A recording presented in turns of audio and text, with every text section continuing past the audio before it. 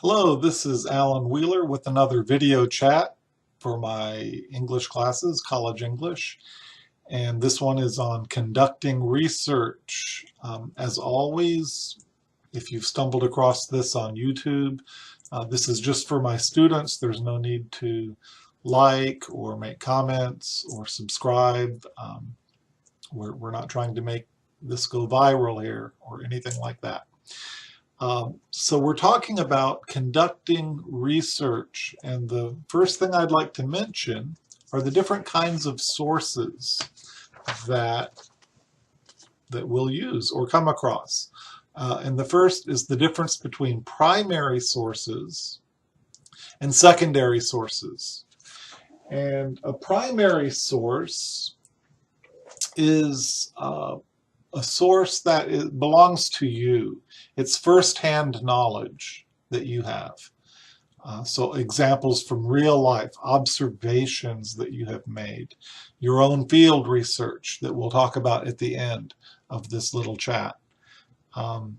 If you've read a story and want to give your response to that, or you've watched a movie and you're going to give your own review, that the movie, the story, is your primary source. If your dog digs up a dinosaur bone in your backyard, you're the one who found that. That's a primary source. And so, if rather you read about it, some archaeologist found and reported that bone, or paleontologist, that's a secondary source. If you read another reviewer writing about that movie or story, that's a secondary source that you'll need to give credit for. So secondary sources are important, but it's you reporting or analyzing somebody else's research, and you want to use those, but you want to give credit for those secondary sources. First-hand knowledge versus second-hand knowledge is the basic difference. The next type of sources, the next breakdown would be scholarly sources versus popular sources. And the difference here is that the scholarly sources are going to be from a accredited professor, from a university, academic journals, and things like that. Most likely they come from a library or a database, and they're non-commercial, they're usually fairly long, and not with a lot of visuals, pictures. There's a lot of citations, bibliographies, usually at the front of the academic paper. There will be an abstract, which means a summary of that work. And so those are all signs that you're dealing with an academic source or a scholarly source. That's also called peer-reviewed sometimes. It means that others in that field have looked at it and reviewed that to make sure that it's credible and that it's a good source. You want to use those mostly for your academic research papers. The popular sources are just the opposite. They'll have a lot of advertising, a lot of pictures. They'll be shorter.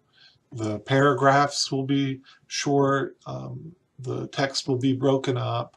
It'll be more attractive. They'll be available at newsstands, easily accessible through Google searches and things like that. Usually they're fairly short. Quotations may or may not have accurate citations. You won't see footnotes or bibliographies. There won't be an abstract at the front of an article in People magazine, of course. So those are the ways to tell them apart fairly quickly, and you want to be aware of the differences, because you want to use credible academic sources for your college research papers. The next thing, I want to talk about the difference between a portal and a regular search engine, such as Google would be a search engine. Of course, we're familiar with those. And you may have access to something like Galileo, which is a portal. It may appear at first similar to a search engine in that you can type in keywords and find a variety of links and results. But a portal is different in that it connects with libraries and databases, indexes, and most of that will be academic sources. But rather than just widely searching and connecting to all kinds of sites on the open internet,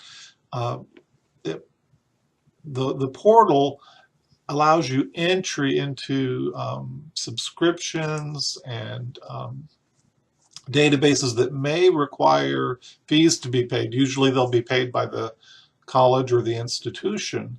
And so if you have access to a portal because you're in a library or you're a student in a college, you actually have quite a powerful tool and more access to more powerful information, more credible information.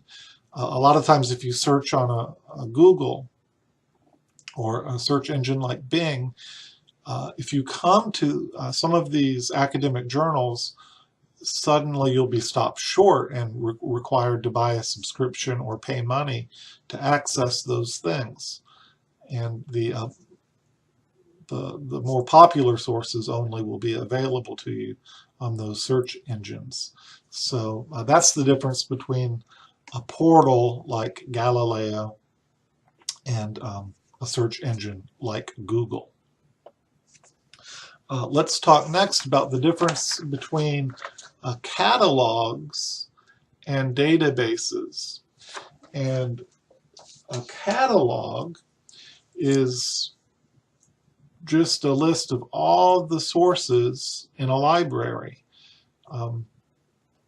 Some people, like myself, will remember the old card catalogs, big wooden boxes that had file drawers that pulled out full of index cards, and on every index card was listed one source that could be found in that library. Similarly, the online versions that we're familiar with today are called catalogs if it's referencing all the material in a given library. The databases are a little different because the database is a collection of material that's largely available online, and it's been collected in that manner. So a database may include catalogs and indexes and all kinds of journals and sources that are available online through a portal or something like that. So be aware of those differences. Now, if you are using a portal and have access to databases and academic sources in that way, something like Galileo, there's a couple different ways to use or to look for materials, and that's browsing versus searching. And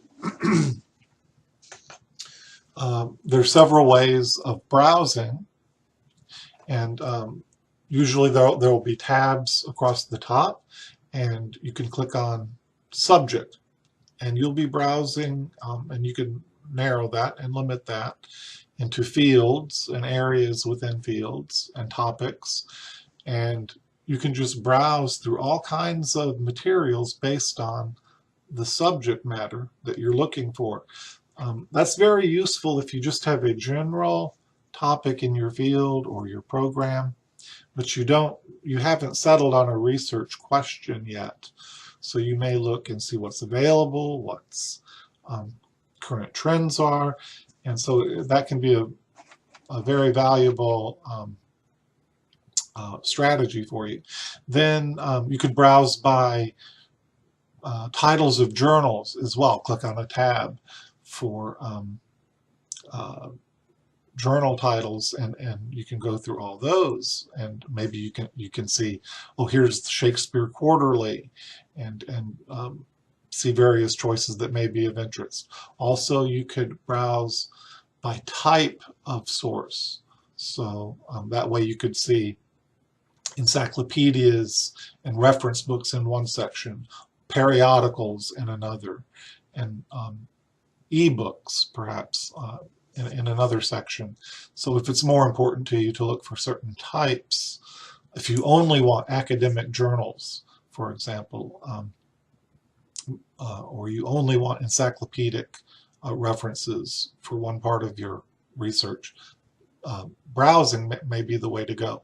Now, searching using the keywords and searching is another strategy that we're all familiar with, and for doing a short research paper or searching for a class that you're in, you may want to try an advanced search or something called Boolean searching. And let me go over this quickly. In your advanced searches, you may want to limit your results or the sources you're finding to scholarly or peer-reviewed sources. You may want to limit it by date.